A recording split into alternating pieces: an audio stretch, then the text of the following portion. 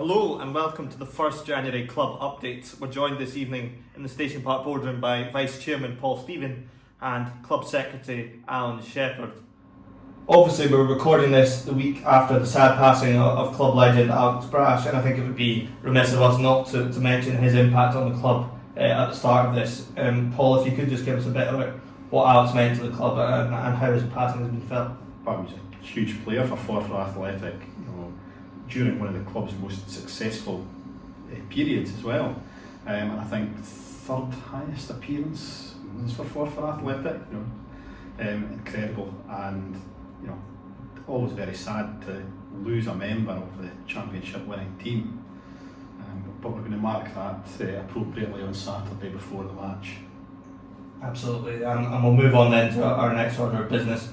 This season, there's no secret in hiding that it's not gone the way we all would have liked. Obviously, there was a change of management in November. Talk to us a wee bit about the timing of that decision and the sort of appointment process that went after.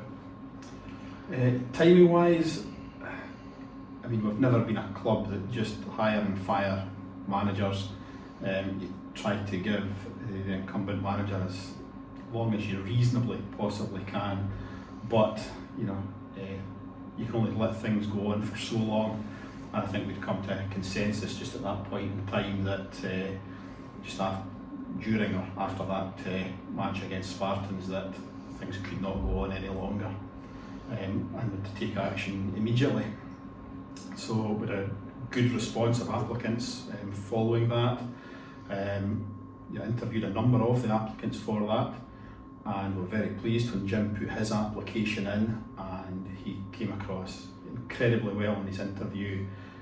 Clearly had fully recovered after the kind of really terrible accident he had just before he left for the last time. Had his passion back for the game, had the buzz back. You could see the little sparkle in his eye, and his enthusiasm for getting back into football and for Forfar as a club. It seemed a logical appointment to make. After we announced that, it seems to have also been well received and popular, not just with supporters but with the players as well.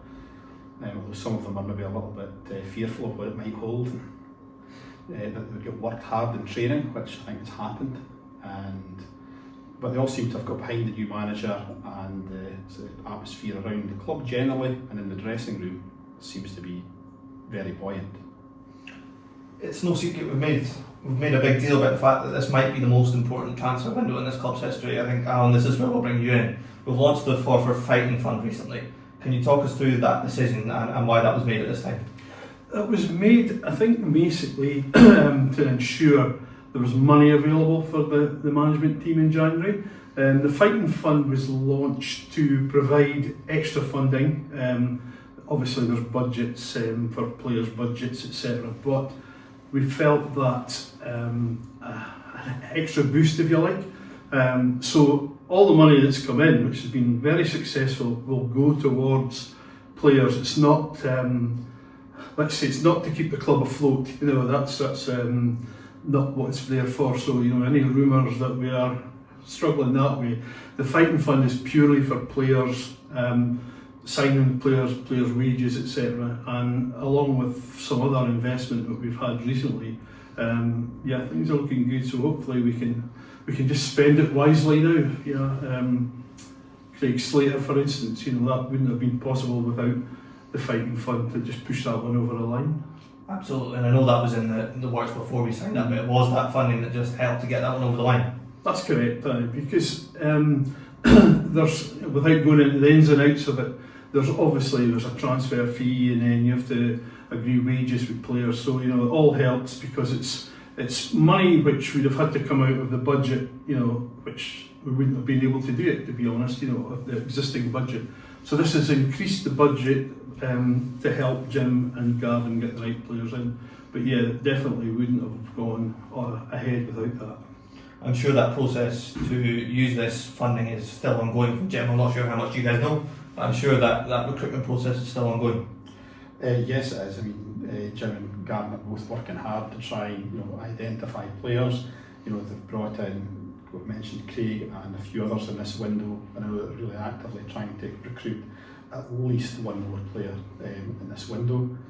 I think possibly been a little bit frustrated in their efforts to do so so far, but they're continuing to work hard to try and bring in the right type of player as well. You know, not just looking for any players to come in, it's to be good quality players, and the difficulty with that is everybody's looking for good quality players and they come at a price, and Januaries are notoriously difficult transfer windows at the best of times, and when you find yourselves in the position that we are at the moment, it just makes that doubly difficult.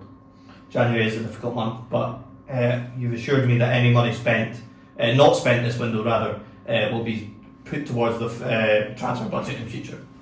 That's correct, and as Alan touched on, the fighting fund we've said will be exclusively for players for transfer fees and wages, and if Jim is not able to use all of that in this current transfer window, anything that's left from that will be available for him in the next transfer window. Out with the fighting fund then, the club's been delving into other commercial avenues. Alan, what can you tell us about them? Well, I, for my sins, took on the commercial director role in July, and to be honest, I've kind of found it, at times it can be quite hard work. We have the usual advertising boards set, which, you know, we've got a few more on the go and some still to come in. We're also looking at things like match ball sponsorship. We have the usual hospitality match day sponsorship. We've got boardroom hospitality, and all these go towards just keeping the club running. You know, that's what I would say is, you know, that's your bread and butter each week. Without that, we'd have to be looking at more events. I mean, we do have our annual golfing day, sportsman's dinner, ladies' dinners. We had a quite successful Christmas night, first one for a while. So it's little things like that that just, you know, they are adding to the pot, if you like. But that is more to keep the club afloat.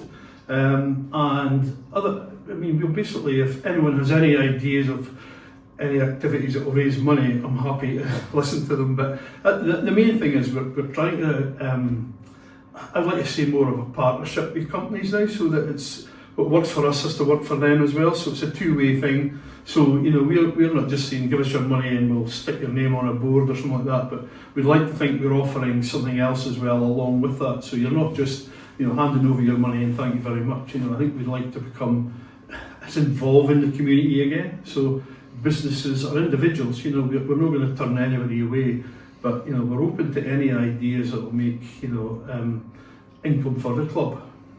And on that note, there's the landscape of Scottish football now, there is a number of clubs struggling, two in the league above us are in administration, there's some in our league who are struggling as well. What are the general club finances looking like? The club finances, I mean, will never be mega rich, you know, there's no sugar daddy, but we set out every season just to break even, you know, we try and live within our means, and I think that's the great thing about the directors of the club. They all work towards the same aim, so we are not in any danger of going into liquidation or administration, but we work within the budget that we can. We're not making loads of money at the end of a season, but our aim every year is to just break even, so we're working within our own means. Paul, we've spoken before this meeting about the need to sort of increase transparency with fans, and that's why we're doing this tonight. I think when things aren't going well on the pitch, there can seem to be a bit of a disconnect.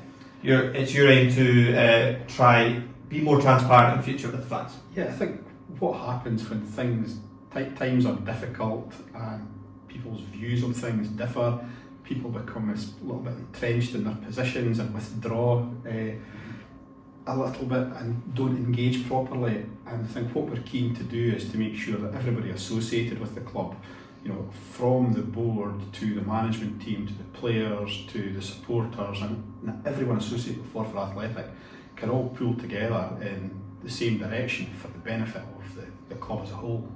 Absolutely, and you've spoken about the transparency, and you're going to try to do more updates like these in future.